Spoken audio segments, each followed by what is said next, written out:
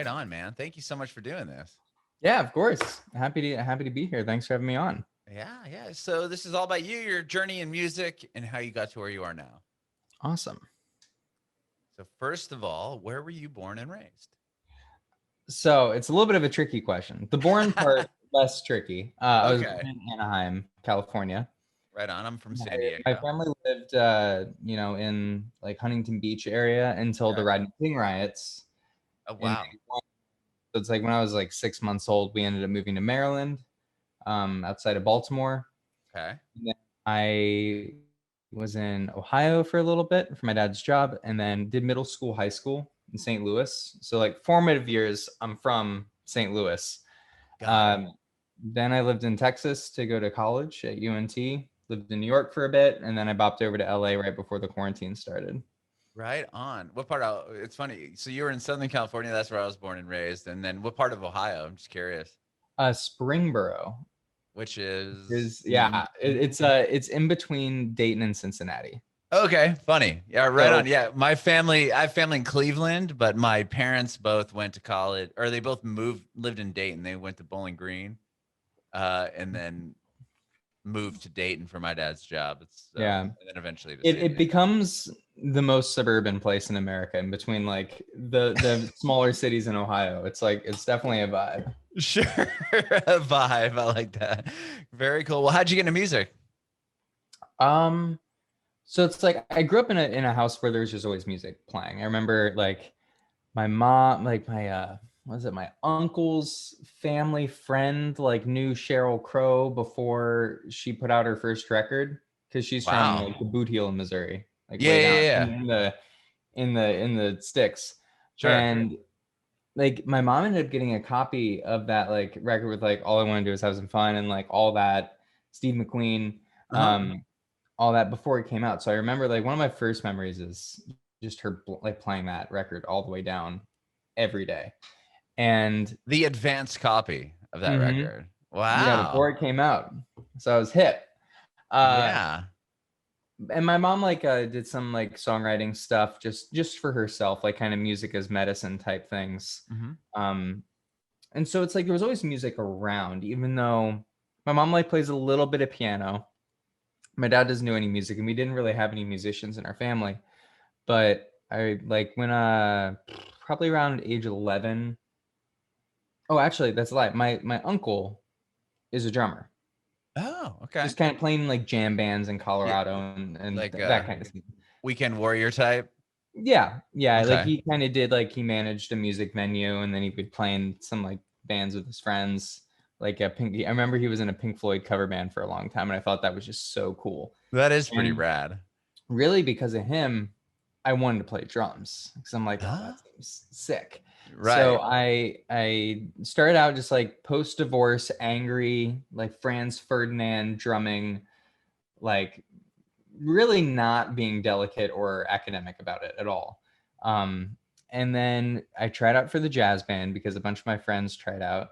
This was in 7th grade, Hmm. and it didn't make it. I flipped the right Oh. single cymbal pattern. So I'm going ding ding da ding. I went ding da ding ding ding da ding ding. Oh, they kicked you Didn't right out. kicked me out. Didn't even make it. Oh But then my. the next year, well, shortly after that, my mom was like, okay, this dude's like real sad about this. So she ended up betting me that I couldn't learn Stairway to Heaven all the way through. Oh.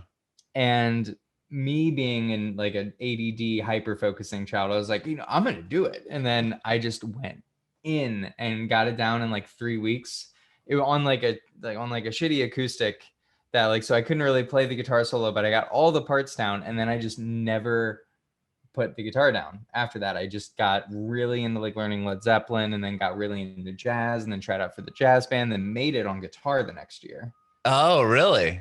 Were you Yeah. like, did you kind of give them like a what's up? Like I showed you type thing? Was Well, it the same teacher? it's funny because like the dude that beat me on drums, like I uh, still will play with now. Like really? yeah, he ended up like playing drums for like DJ Premier and like Gabriel Garza Montano and like all these like great, like he's doing it. Yeah, so he was actually like a legit drummer. Yeah, he's a very good drummer. Jarris Yoakley is a Okay, so very good drummer. you didn't get beat by some dude that's now currently like selling cars. No, I think the other drummer that beat me is now like, I think he's running a restaurant in St. Louis. So it's cooler than selling cars. No offense to people that sell cars. No, I was just throwing out a random job. The first thing that came to mind. But that's okay. So Stairway to Heaven was in the deal with mom. Was the solo part of it? It was, I got everything I could physically play on the acoustic. It didn't have a cutaway, so I was really limited. Sure. Okay. So from there, you just were totally fully embraced. Was it all Zeppelin covers and then just more learning covers, or when did you start? Because that's kind of what you were doing online too, right? As a bunch of reimagined versions of songs. Yeah, that's like a big chunk of it, like reimagined stuff, educational stuff, kind of shreddy stuff, acoustic stuff. I feel like I go through phases where I kind of focus on different things. But yeah, like in the beginning, it was a lot of Led Zeppelin, a lot of like, I remember I was listening to like the Hives. Oh, sure. And like Franz Ferdinand and like Foo Fighters, like early Foo Fighters, which was such a great time. And it was a lot of stuff like that. And then the one guitar player I knew, like he was like some random dude that like went to the church that we used to go to. It was like a really random connection. I like hit him up, or my mom hit him up to see if he'd teach me, and he told her no. Because it's like I was just some punk that I've been playing Led Zeppelin songs for a year and want to learn jazz guitar. It's like I wouldn't want to teach that kid. But before she could tell me that he said no, I called him myself. And then he told me yes, under the stipulation that if I didn't do everything he asked me to do 2 weeks in a row, I'd be cut. Done. I'm done. No more lessons. So it's very high pressure from the beginning. And this guy's pretty good, like a pretty. His name's Corey Christiansen. He's a college professor and all this cool stuff now. Oh wow, that's rad. Yeah, but a jazz guitar player. Was there a reason why you wanted to learn jazz guitar? Was it just because it was you were? I think it was partially because I tried out for the jazz band, and that was like my big like I'm gonna do it type moment. And then I just had a lot of fun like learning about jazz. And then very quickly, I just was only playing jazz. Like I never did like the high school rock band thing. I just I was doing jazz gigs by the time I was 16, and like playing it. Like I remember we were doing one like at the Doubletree Inn in Illinois outside of St. Louis, just like playing standards. And like I was fortunate to have a very like close knit group of musician friends in the high school that were all also taking it very seriously. And you guys that's cool. You're getting paid. I'm sure you're getting paid gigs at 16 to play guitar. That means like you make $50 to play for 3 hours, and you think it's like, oh, I'm gonna get like so much Starbucks and like I'm gonna get guitar strings. And it's just like, I mean, it was very fun.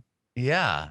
Well, okay. So then once you graduate, you go to North Texas. Yeah. And what was the reason you chose there? I mean, from St. Louis, you go down. It was south super last minute. Like I applied to SIUE, which is a very small music school outside of St. Louis, and then University of Illinois, and they said no because I didn't know how to play classical guitar, and you had to know classical guitar to do their guitar program. Okay. Which I thought was stupid, but right, their loss. Sure, exactly. Look at you now. And I think I might have applied to UMKC in Kansas City as well, but like that program just wasn't. Logistically they weren't really together. So then last minute, like I applied to UNT because I'm like, I kind of want to go farther away, and it's like it was 10 hours away, so it's like far enough away that you feel like you're in another place, but you can still make that drive if you need to. But no Berkeley, like you didn't apply to like Berkeley or anything like that. No, like we didn't have a whole lot of money growing up. So like thinking about Berkeley or New School and stuff like that, it was like, unless I got a full ride. Got it. Like it was pretty expensive to attend those schools. I mean, it would have been cool. The funny thing is like now I'm just like probably the majority of my friends are people that went to Berkeley. So it would have been fun, but also a lot of those people went to Berkeley for a semester or a year and then moved left. Right. Yeah, Isn't that kind of it? I've talked to so many artists that are like, yeah, I went to Berkeley, but then like after, a year, this one song I put out started doing things and I got a deal. And it's like, well, isn't that kind of the exactly. end game result anyway? Unless you Yeah, want I to mean, appeal. it's all about the connections that you're making anyway. Right, right, right. Okay. So you But go to, yeah, University of North Texas. yeah, I was like the last person audition that year. I remember like I played like giant steps or something just like obnoxiously difficult for the audition because I had to choose something really hard because I didn't know how to read music then. Oh. I could barely read music. So everything Um, you were playing was all just by ear? it was mostly by ear at that point. Okay. Like from the lessons with Corey, I only ended up studying with him for a year before he moved. So he got like some of the language and some of the repertoire in me, but we didn't really get on to reading yet. Um, Okay. and in jazz band in high school, I would just always kind of just learn it by ear. Right. Like I could read I was gonna ask you about chords, that. but like the single line notes, that's what would get really tricky. So you just Um, kind of had to memorize the song, like if you were yeah. playing with a band, so to speak. Yeah, and I was like really good at winging it. But then in the college situation, the winging it doesn't cut it anymore. Because Okay. you're playing with people that like really know how to play. And remember my first like audition, I was the last chair in the guitar runoff band where it was just 5 guitar players playing together, like guitar arrangement. It's just a bunch of guitar mini. Mm-hmm. Um, Guitarmony. I like that word. guitar mini. Yeah. It's just like it was just, I mean, it was fun, but Right. it's very like, okay, you didn't make a band. And so you're gonna play with all the other guitar players that didn't make a band. Okay. Um, and then I was so upset. I was so upset that like I didn't make a band. I worked like just probably the hardest I ever worked was that first summer after my first year, where I just like wanted to come in swinging for my sophomore year, and then I made the fourth band out of like 30 or whatever. Mm-hmm. So that was like it was a very fun like hyper athletic feeling process. Okay. Which is funny because like music it really doesn't reflect that in the real world, but it was very, it feels like you're in some kind of like shonen anime where you're like, I have to get stronger, like Sure. play Sure. faster than everyone else. Well, It was so fun. what's the like the 1 o'clock lab band? What is? I'm not too familiar. So the 1 o'clock lab band is the out of like those 35 bands or whatever, that's the top band. Okay. Um, which I ended up making my sophomore year Wow. or junior year. I think my junior year I made it. And I was like the first undergrad in like 20 years or something to make that band because it's usually just doctoral and grad students in it. Oh, so you That's are the band that was like nominated for a Grammy and Grammy. like all this stuff. So were you in the band when it got the Grammy nomination? I was in the band, I think the year after. Okay.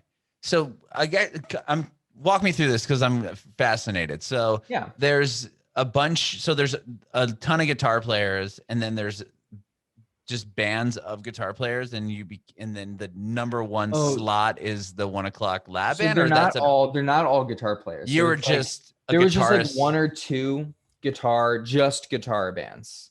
And then Got it. after that, it becomes like jazz big bands where you're with like trombonists and trumpet players and Sure. saxophone players, and there's a full rhythm section and stuff like that.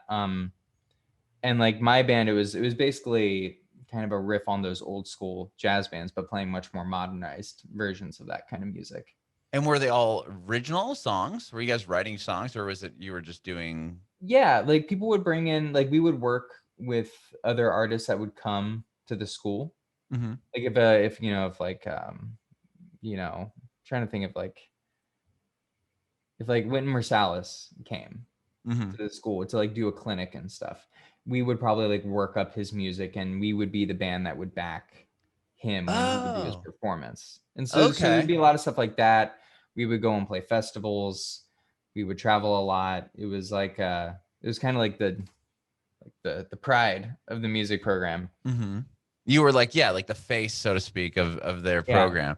So you would get to tour around with the jazz band and play different festivals. That must have been pretty Yeah. exciting, especially as an Yeah, undergrad. it was really cool. I mean, it felt really fancy at the time. Yeah. Were you kind of, I don't know, like being the youngest, were people kind of envious of you that were, getting their doctoral degree in whatever trumpet or whatever? I mean, maybe a little bit, but honestly, it's like the thing that was really nice about that school was that it wasn't as cutthroat as I heard it used to be, and also not as cutthroat as like some of these like New York jazz schools where it's like you hear about people like cutting your strings before your audition or something. Oh, So it was really? pretty friendly. Like I'm really great friends with most of the people I went to school with still. Oh my gosh, Like I didn't even. I'm doing a recording session this weekend with like a bunch of people that were in that band. That's dope. That's cool. So yeah, obviously kept those connections and Mhm. still friends. Wow. Okay. There's some horror stories in there, like people getting their Oh strings yeah. cut. Yeah. Oh my gosh. Yeah, it gets brutal. Wow. That's the first time I've heard that. That's pretty wild. Okay. So, so you once you graduate, do you continue with the graduate program there, or when you finish at North Texas, do you bail? What happens from there?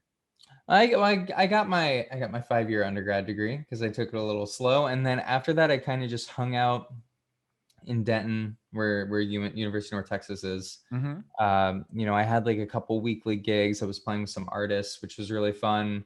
I was doing a lot of my own like instrumental music, which was really fun. And then my car blew up in my driveway, and I had enough money to get another car that might blow up. I was rocking a '95 Ford Taurus, Awesome. Oh, really? Okay. and Did it it blew have up. the digital speedometer? No. Okay. My buddy had a Ford Taurus. Maybe his was the next section, the next one Yeah, up. mine. I wish it had some. There was nothing digital about it. It had a digital. There was the only like digital thing in the car. I think it was a digital. So you knew if you were going 27 miles per hour, you weren't trying to figure it out on the thing. Anyway, sorry. Well, kind of. It was a bit wiggly. But yeah, it just blew up in my driveway. The battery like melted through its housing. It was Oh bad. my. Um, Okay. it just offed itself, and I had enough money to leave. I think I had like like $2,000, which is like feels like a lot of money when you're like just out of college being a guitar player. But it was enough money to like either get to New York where I didn't need a car, or get another car and just be in Texas for another 5 years or so. Mhm. And I decided I needed the shift. So that's when I moved to New York. Okay. So you moved to New York. And are you trying to find another jazz band to play with in New York, or are you writing your own music at this point? I mean, you said you were kind of writing your own songs Yeah. already, but do you take it as, were you trying to pursue a career as like a solo artist, or were you trying to join a band at this point? I was trying to do a little bit of everything because by that point I had released a record of my own instrumental music. I wasn't singing yet, Okay. but I was already kind of like flying up to New York every once in a while. Like every every other month I was going up there for shows. Mm-hmm. Um, so I already had a good amount of connections up there. I already knew a good amount of people in the city. So I was going up there to really pursue the jazz guitar thing, but also like start to work with more pop artists and stuff like that. Okay. And playing just guitar on their records, or like Yeah, playing guitar playing. on the records, doing tours, Wow. um, teaching still, but like, I've always kind of taught on Skype and stuff for the guitar nerds, and like I've always enjoyed doing that. Okay. And then what took you to Los Angeles? I got really sick in New York. Really? Because I was in New York for a little over 2.5 years. Mm-hmm.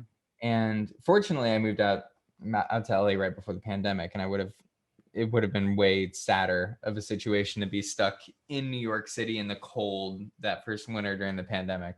Especially Um, with the numbers that were there. I mean, that was like aside from the nursing homes that exactly. happened up in like Seattle area, I mean, that was bad. Yeah, they got hit really hard. Yeah. But basically it's like living in New York, especially as a guitar player, is just a big schlep all the time, where it's like you have your amp on a cart, and you have your pedal board, and you have your guitar on your back, and it's like you're on the subway and you're like carrying your shit up the stairs, and it's like you're almost throwing out your back every day. Sure. And then like I remember there was one time, do you know the band Sylvan Esso? I don't. I No, don't. they have this really sad song called Slackjaw. And Okay. I had to take the subway to get my groceries. Mhm. Oh, So I had okay. to like go on the subway for 15 minutes to get to the Trader Joe's, and I Sure. can get like my 2 bags of groceries, Yeah. maybe 3 Yeah. if I'm feeling lucky. Yeah. Yeah. Yeah. And I was like listening to this really sad song. I was carrying my paper bag groceries, and it just starts pouring on me. And I'm just like walking to the subway. I'm like crying in the rain, trying to keep my grocery bags from like falling apart. Like my bread's soaked. It's just a mess. And I'm just sitting on the subway and I'm just like, I don't know if this is my favorite place to be. So, and shortly after that, I was already bopping over to LA a lot for like recording sessions and like stuff like that. And like just random gigs. And then like my friend who lives in this house said that he had a place opening up in like 6 months. You just mentioned that the person was like about to move out, and I just jumped on it. And then I sold all my stuff in New York. I moved out to LA with like 2 suitcases and a couple guitars, and had a friend that was driving out here like bring my amp and my acoustic, and then kind of just set up shop here. And then I had a good 3 months in, and then everything shut down. Wow. Well, prior to moving to LA, were you, because you were talking about releasing records that like instrumental albums, did you put out albums that when did you start singing on your records and like writing lyrics and stuff? Singing shortly after I moved to New York. Okay. So like probably about like 6 months after I moved to New York, I really started writing a lot of singer-songwriter music. And that's when I started recording How It Ends. Okay. That EP. And then like started doing shows every once in a while when I wasn't like working on other people's music. Then recorded Rosa right before I left New York. And then, so it's like, it's been about 4 years that I've been like actively singing a lot. Okay. And what was that, a kind of a scary moment? Was it a hard jump? Like the scariest thing I've ever put myself through, because it's like you have nowhere to hide. Like with guitar, it's like I'm good enough at guitar that like if I'm feeling nervous, I know how to fake my way through it. Right. Like when you're singing, it's just you have no filter. It's just you're so exposed. And that's honestly the reason why I became so fascinated with it, is because it's such a scary, but like scary in a healthy way feling thing. It's just like you're hearing someone's soul, and that just fascinated with me. And like I'm not like a singer. I'm not Whitney. I'm not I'm not doing all these crazy runs, but like I just like loved listening to like Sufjan Stevens. Oh sure. And like Milk Carton Kids, Joni Mitchell, and like all these, like, even though Joni has chops, but like she's very about the melody. So I was really listening to all those singers. I remember my first 6 months in New York, every day I would listen to Monterey, the Milk Carton Kids album, and like make my coffee and do yoga. And it was like my whole routine. And that really had such a big effect on me. Also like just being in New York and like going to a random venue and there's some like amazing singer-songwriter. And those were the moments that ended up really hitting me harder in the heart than like going to a shreddy jam session. Sure. Like a jazz jam. Right. So that's really what started my fascination with it. And then through that, I got way more involved in like arranging and production and like actually like writing with other people. And that led to like this last record, Fame, Fortune, and Perfume, where I did the majority of the production. I had my good friend Ariza help me dial in the drum sounds a bit. He helped a lot. But that was the first time where it was like, okay, I'm doing like the vast majority of like the putting everything together. And now I'm like starting to like produce for other artists, which has been really interesting. I've been just living in Ableton the last 2 months. I'm sure the lockdown probably gave you a lot of time to really dive into. Fortunately, I don't know if I ever would have like gone in as hard as I did if there wasn't a lockdown. Right. I remember in the beginning, I think Fender was doing a thing where like if you bought a guitar, like you could do free lessons with that. Like they had some sort of free lessons program to get people kind of interested in learning an instrument. Yeah, the guitar companies killed it last year because everyone was so bored and had that stim money like burning a hole in their pocket. Sure. And it's just like, oh yeah, I can get a guitar for $1,200. Yeah, $1,200. I got myself a nice Fender, little amp. So much. Yeah, right. Well, I'm real quick on back onto the vocal thing, because what fascinates me with singing, not that I can sing, but it's like I love that you said it's like it's into your soul, because if you go into a party, if you're at a party and somebody's like, oh, you like a guitar there, and somebody just grabs and starts smacking it, and it sounds like total ass. Like no one's like looking at like, oh my god, like can you believe him? But if somebody tries to sing a note and it's bad, it's like, ugh, like it's like this cringe. People take it that personally. really hurts. It really hurts if you suck at singing. Yeah. And that just fascinates me. Yeah, it's weird. It's like, I feel like because it's such a, like it's the first instrument. Right. Like singing is the first instrument and drums, percussion being the second. And so it's like people feel very invested. And even people that aren't musicians, aren't really into music, still know a good singer when they hear a good singer. And like people that don't sing, like they'll be like, oh no, I'm like tone deaf. It's like, I'm sure, like you see, like it hurts to say that, because it feels like it feels like not being able to whistle or something.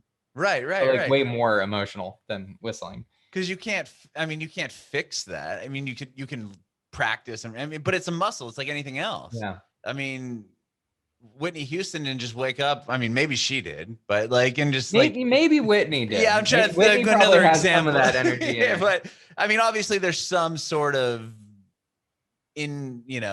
talent there, but you have to keep working it. It's not that you can just come and hit it, but if you come out and you're not good, and people tell you, oh, dude, you can't sing, like it's just such a like, well, I can't really change my voice. Like I can't. Like that's just my tone. Well, dude, I mean, that's why I get so fascinated with it, because it starts to function as like this mirror to see the parts to yourself that you don't normally see. Like if you pay attention to what your mind does when you listen back to a recording of yourself talking or singing, you start to notice like what does your mind do? Or you immediately like, oh, I sound like a fucking like dumbass. Like I'm sorry, I don't mean to curse, no, you but can like swear. You can swear. Okay, like I don't like you just start bashing yourself. Or do you like think that it sounds good? Or it's like this weird mirror to see your insecurities and to see like your own heart that you don't normally get to see. And guitar does this for me as well, but singing is like the mirror is like right there. Like you cannot hide from it. You can't even fake not paying attention to it. Yeah, that's really fascinating, because I come from the radio world, and I remember and like people always say this, like hearing themselves on a microphone, like in headphones for the first time. I'm like, oh, I sound like that. And it took so many, years to really understand, like, oh, that's what I sound like. And if I project my voice this way, I can sound, I don't know. It's like, that's like people say that's not your speaking voice, but it is. That it becomes your speaking voice, so to speak. Yeah, exactly. It's just, the voice is a very fascinating instrument. And back to you. Oh no, so, totally. So you eventually sing on a record, and it does well, and you pursue that. You moved to Los Angeles. Right before the pandemic. Were you able to perform out at all when you got to LA, or like what did you first start doing when you moved to Los Angeles? I was just trying to go out as much as I can and kind of rub elbows with all the musicians that are respected out here. But like, I was able to do some cool stuff. Like I did some stuff with that band Scary Pockets, and I was doing some radio tours with like ex-Disney type singer people. Oh, cool. Like I went out on the road with Sophia Carson, did a thing with Dove Cameron a couple weeks ago. So it's been like stuff like that, like random sideman work. I've been writing a lot with different singers. There's a singer Calica that I've been working with a lot. Just like a bunch of, I'm just trying to stay busy with it. Sure. But yeah, it was a lot of like doing like random local gigs, random like touring, one-off gigs. And then I did a thing with the Seattle Symphony. Oh, wow. Cool. Yeah, that was really my first time playing with like strings like that. But how did that connection happen? That's like through amazing. a random thing through like college, where it's like a friend that was like kind of in the snarky puppy kind of scene. Like their arranger for one of their records needed a guitar player, or just needed a rhythm section for this. It was like the music of Quincy Jones performance. Okay. So I ended up like, that was one of the last things I did. I flew up there, and then, cause that was like, it was like late February. So it was Wow. probably like 2 or 3 weeks before everything shut down. So you were traveling, like, I mean, you went from the Mecca to the next Mecca of COVID to back to LA where it got really bad. I mean, you were like Yeah, jumping I got around. lucky because I Yeah. actually never got it. I was getting Well, tested all the time, but I just wow. went from that and like flying almost every week. Like I think some of those radio tours, it was like we did like 10 flights in a week. Jeez. Wow. It was because sometimes it was like multiple cities in one day. Hmm. Um, not usually, but like those are the rough days. Right. Um, Right. but yeah, and then Wow. like the quarantine time was really the first time I'd stood still in probably a decade. And is that when you put together your most recent record then? Yeah, Okay. exactly. So was that written and recorded during the whole quarantine? Everything was written except for Let Go. Let Go, I wrote just, I had a voice memo of that song. Like it was like, I think a couple weeks before I left New York. Just like had the idea, then didn't really think too much of it. And then when I started writing all these other songs, I'm like, hey, that song actually fits in really well with these. Hmm. The kind of like 80s throwback indie pop vibe. Yeah. Um, which I think is it's just so much fun. I can't wait until there's actually shows because I feel like that music's gonna be really fun for live shows. Sure. Um, but yeah, so most of it was like written and produced and Pre recorded, or pandemic. like everything but that song was during COVID. Okay. So you wrote it all during COVID and you were able to, was it Mhm. hard to work that way or like, I mean, did you record it yourself? You said you're getting really into Ableton at the time. Yeah, I ended up recording most of the stuff myself. I think close to Calm, I worked in person with Juan because we totally like we co-wrote that song. He did all the production on that one. Okay. But we met right, I think it was the week before everything shut down.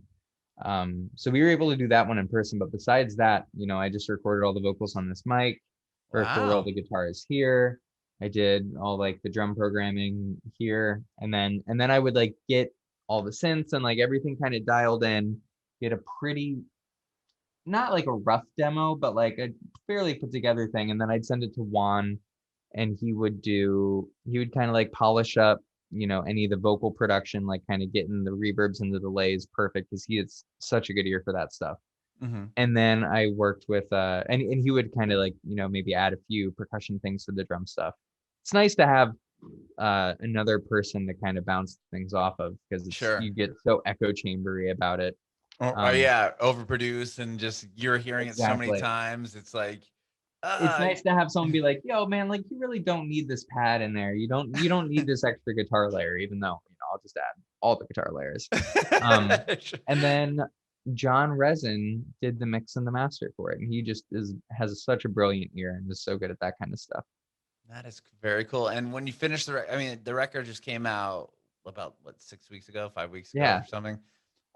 Was it something that you had finished and you kind of held, or was it like what was the releasing approach? Because Well, obviously no one's yeah, we playing did a couple live. singles, but I think probably most of it was done for like 3 months before it came out. Okay. Kind of sat on it, wanted to time it with like other things. Sure. I mean, it's much easier to time now since there's no like, it's a shadow of what an album cycle used to be. Like, Right. I did the release and then I'm doing PR stuff, but it's pretty much it. You kind of just gotta cross your fingers and hope, the Spotify gods bless you. Throw you in a playlist or something. I mean, honestly, that's like you either get on a big playlist through Spotify or you have a TikTok blow up. That's kind of the only things you can do right now. Well, your TikTok kills it, man. I mean, you have a huge following on there, and same with your Instagram. When did those numbers start really moving for you? Was it during this whole lockdown, or? Yeah, the TikTok thing was, I still feel like I have a long way to go with the TikTok. Like, because there are Uh, all these people just like, there's some guitar player with like 1 million followers on TikTok, and like any song that they put out gets like 20,000 pre-saves, and it's just obscene. yeah, Um, but still, I but mean, if you look at your numbers compared to the vast yeah, majority of TikTok, I did a TikTok challenge in September where I was posting every single day for a month And then it turned into like doing it every single day for a little more than a month. Mm-hmm. But yeah, that was when most of that happened. And then now it's Okay. like, now I just try to make sure I post on it whenever I post on Instagram. But I started doing Instagram in like 2015. Okay. So And back when 15, back the kids don't even remember the 15-second videos, oh but yeah.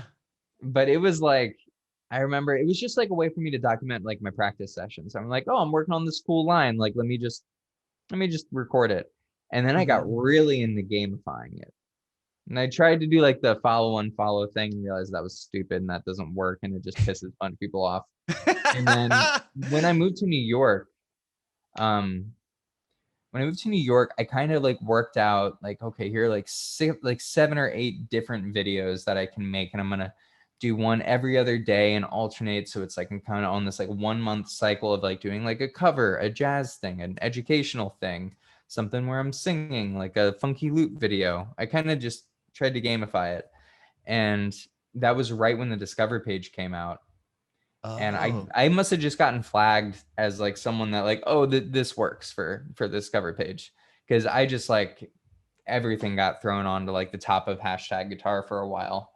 And Wow. I'm a little more out of that game now. Like I Uh-huh. still try to post, and it's like I feel lucky to have the platform that I do, but I'm not trying to like, I have friends that are like just making reels every day, and it's like they're just on the hustle, and it's like I'm just trying to make music I care about right now. Right, right, No, right. no shade, because I've gone through that grind, but But yeah, it's almost it becomes its own job, right?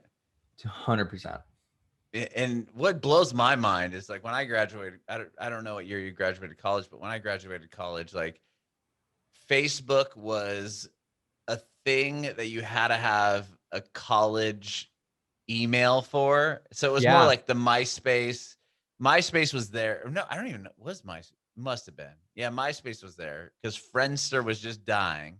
yeah. And like it just it's crazy now because watching this whole thing kind of evolve it's like it's like you couldn't get a job as like you wouldn't go to college and be like, I want to take social media as my, That did not exist. yeah, like as my career. That's kind of where I was going. Like you couldn't get an education in social media. And now it's like that's Now like a there's full on full-time job. career. So, yeah. Yeah, Career paths as this. And as an artist, you have to be on these platforms. You have to be seen or you're going to get kind of dumped in there within their algorithm. So, exactly. I mean, it's just one more thing you guys gotta go through, man. I know, it's I just feel one you. more hat. Yeah, I don't yeah, need any dude. more hats. You don't need any more hats. But you're obviously doing amazing stuff on both platforms, and your guitar playing is killer. And I love the new record. I was just listening to Let Go before we got on this call. So Oh, I, thanks. I really I really dig it, man. And I appreciate you talking with me. Yeah, Thank dude, you thanks for so having me much. on. It's been a lot of fun. Lovely, lovely time. I do have one more question for you before I let you go. Do you have any advice for aspiring artists? Ooh, okay. All right. So the advice I would give is try to make the dope things where you are. Like, don't spend a bunch of your life trying to chase what's hip. Find friends that you love making art with and make the best art you can make with them. Because that's like, you can chase scenes and play that game, but you just end up feeling very, very lonely at the end of it. And the best, like this weekend, I'm so excited for this record, and they're just the people that I've been vibing with since 2010. Mhm. And like that, it's like that's where the really meaningful stuff happens. I It's love not it. like really follow your heart because it's a little cheesy, but just make dope art with your friends and do it the best you can.